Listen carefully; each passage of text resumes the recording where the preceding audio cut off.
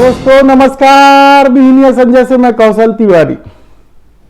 आत्मनिर्भर भारत के राजनीतिक जुमलेबाजी के बीच ब्रिटेन में ऋषि सुनक के प्रधानमंत्री बनने पर हम खुश हैं, तो अब क्या खुशियां भी हम दूसरे देश में हो रहे परिवर्तन पर मना ले।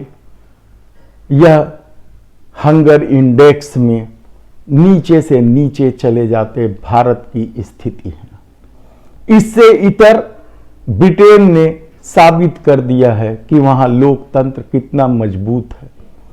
4 साल में 4 प्रधानमंत्री बदलने की बात नहीं है, बल्कि अल्पसंख्यक को प्रधानमंत्री बना देने की बात है।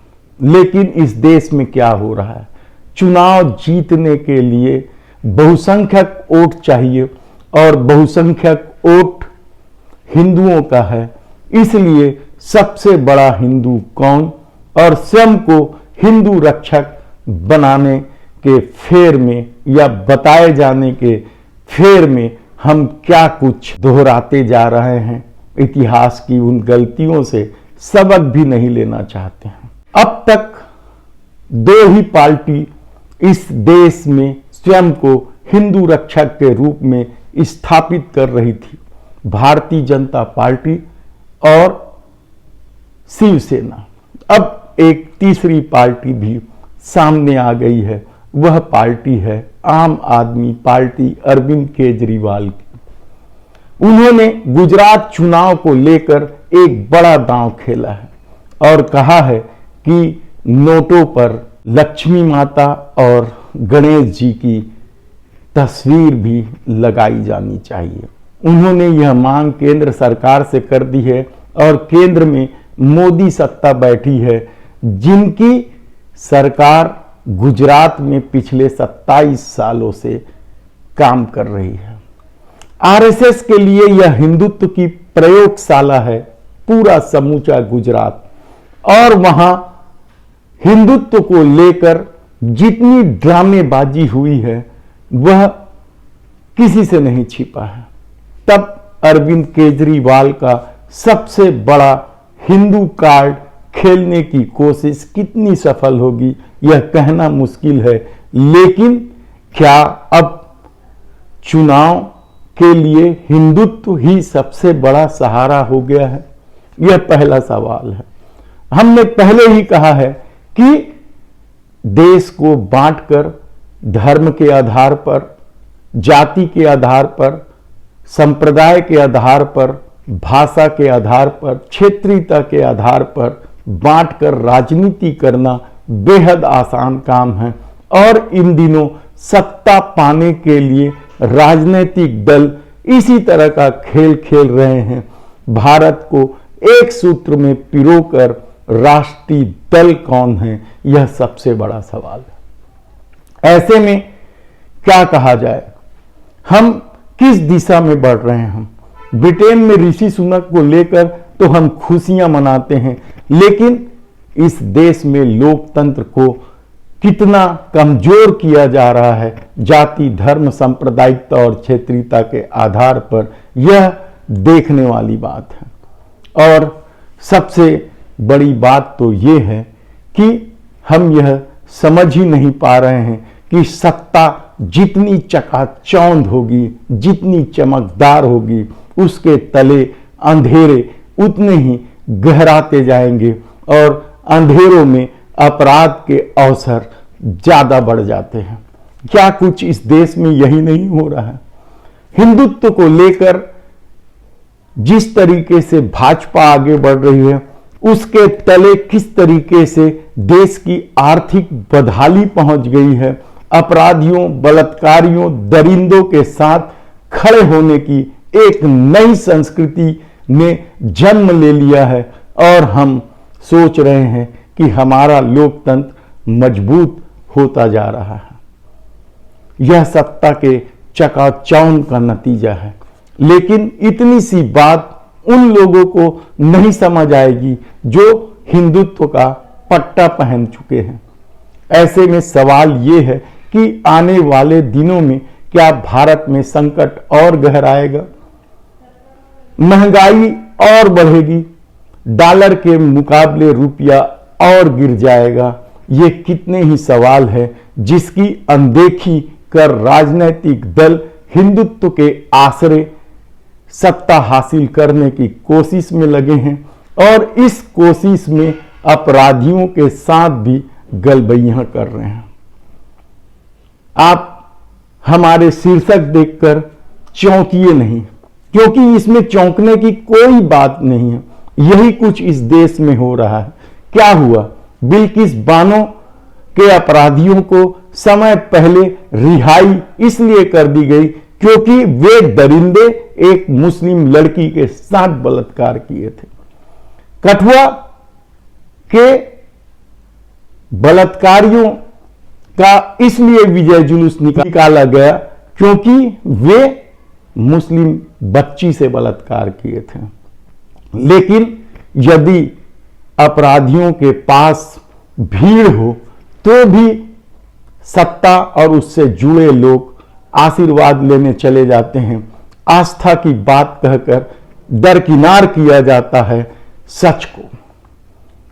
गुरमीत राम रहीम पैरोल पर छूटे हैं और एक वीडियो कैसेट जारी कर देते हैं और कहते हैं कि 700 से अधिक भजन वे लिखे हैं और उनका भी वीडियो रिलीज शीघ्र ही कर दिया जाएगा। एक अपराधी दरिंदा सजा याफ्ता 20 साल की सजा मिली है गुरमीत राम रहीम को और इस तरीके से भाजपा के नेता आशीर्वाद ले रहे हैं मानो उसके बगैर चुनाव जीतना ही मुश्किल है और हर चुनाव के पहले उन्हें पैरोल पर रिहा कर दिया जाता है। और ये सारी बातें सिर्फ भाजपा के साथ क्यों टिकी है? आप उन्नाव से लेकर हाथरस और छत्तीसगढ़ में भी कितने ही मामले हैं। रायगढ़ के जिला अध्यक्ष को तो हटाया भी नहीं गया, पुलिस भी जमानत देने के लिए समय देते रही, गिरफ्तार नहीं किया। क्या ये नया लोकतंत्र है? नया भारत गढ़ने की कोशिश है कि वह हिंदू है या हिंदुओं के हित में काम करता है इसलिए उसके बलात्कार, हत्या सब क्षम्य है? ये किस तरीके की परिस्थितियां इस देश में निर्मित की जा रही है। हमने बार बार कहा है कि यह देश गांधी का देश है, यह देश रामकृष्ण का देश है। इस देश में आस्थाओं का अपना मिजाज है, लेकिन आरएसएस और भाजपा इन आस्थाओं के साथ खेलकर धर्म और संस्कृति पर लांछन लगा रहे हैं। इसलिए वे बलात्कारियों के साथ भी ठसक से खड़े होते हैं और पार्टी नेता कहते हैं किसी की आस्था है तो हम क्या करें। वे ठसक के साथ दीपावली एक दिन पहले मना लेते हैं, जबकि दीपावली जैसा त्योहार इतना महत्वपूर्ण है इस देश के लिए कि निर्धारित तिथि पर ही मनाया जाता है, लेकिन उसको भी तोड़ मरोड़ कर अपने अनुसार, अपनी सुविधा अनुसार मनाया जाने लगे। सरकार के खजाने से करोड़ों रुपया खर्च किया जाने लगे तो फिर क्या होगा कहना बेहद कठिन है। केजरीवाल की डिमांड या केजरीवाल की मांग नोटों पर माता लक्ष्मी और गणेश भगवान की तस्वीर को लेकर मोदी सरकार क्या करती है यह अलग बात है। इस देश में अब जो कुछ, जितनी भी आप अंधकार तले अपराध कह लीजिए या न्याय कह लीजिए, कुछ भी कह लीजिए, जो कुछ पनप रहा है वह खुली आंखों से साफ साफ दिखने लगा है कि सत्ता किस तरीके से या सत्ता में बैठे लोग किस तरीके से सत्ता में बने रहने का खेल खेल रहे हैं और इस देश का आम जनमानस महंगाई की वजह से परेशान है। रोजगार मेला लगाया जाता है। शायद दुनिया का पहला प्रधानमंत्री होंगे नरेंद्र मोदी जो रोजगार मेला लगाकर अपने हाथों से नियुक्ति पत्र सौंप रहे होंगे। लेकिन इस बीच आंकड़े क्या कहते हैं बेरोजगारी के, युवाओं का दर्द क्या कहता है बेरोजगारी को लेकर, यह किसी से छिपा नहीं है।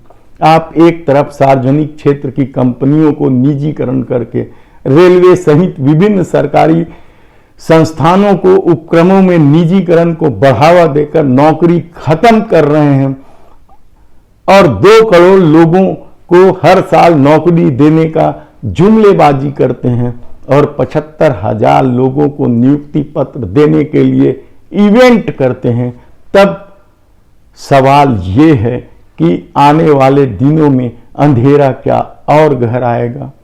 निश्चित रूप से आप देख लीजिएगा कि जिस तरीके से इस देश में राजनीति चल रही है, हमने पहले ही कहा है कि बांटकर चुनाव जीतना बेहद आसान काम है, लेकिन जोड़कर चुनाव जीतना बेहद मुश्किल है।